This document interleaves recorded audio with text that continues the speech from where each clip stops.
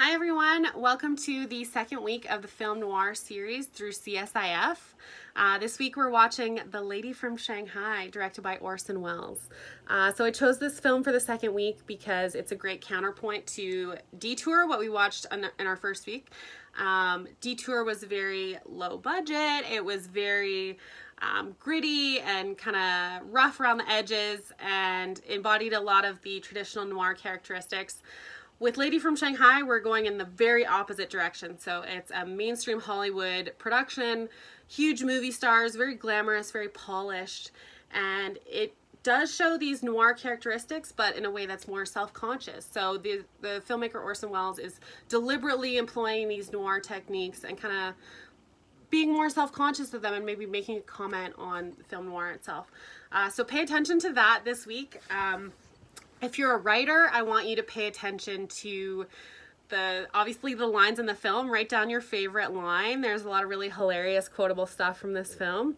If you're an actor, pay attention to the performances. Let me know what you think. Orson Welles, I think, is primarily an actor, so that's very interesting in this film. Sorry in advance about his terrible Irish accent. And if you're a technician, the visuals in this film, the composition, the editing, the way it's shot is just gorgeous. So let me know what you think about that too. Take some notes. There's some beautiful tracking shots to pay attention to. This week we're going to be joined in our discussion by our first guest of the series. My friend Andrew Watts is going to be joining us for the discussion. Andrew has a master's degree in film preservation from Ryerson, and we did our undergrad in film studies together.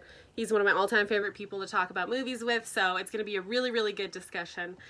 Some of the things we're going to touch upon are Orson Welles as an auteur. We're going to talk about how this film fits into his filmography and displays some traditional traits, as he's a really important figure in film noir and film studies in general. We're going to talk about masculinity, about femininity, Rita Hayworth as positioned in the film as an object to be looked at, but I want you to negotiate that with a little bit of her subjectivity in the film. And we're going to talk about her star persona as well. We're going to talk about some of the societal influences that we can see in the film and ways that the film plays around with these noir characteristics. It's going to be a really, really good discussion. And also, since this is not a post-secondary film course, we're going to get into a little bit of film history gossip, which is my all-time favorite thing about film studies. Film noir is amazing for it, and this film specifically is so juicy. It's going to be fun, so I really hope to see you in our discussion next week. We had a great discussion last week, and I want to reiterate as well, you don't need to participate in the discussion. If you just want to listen in, that's totally fine.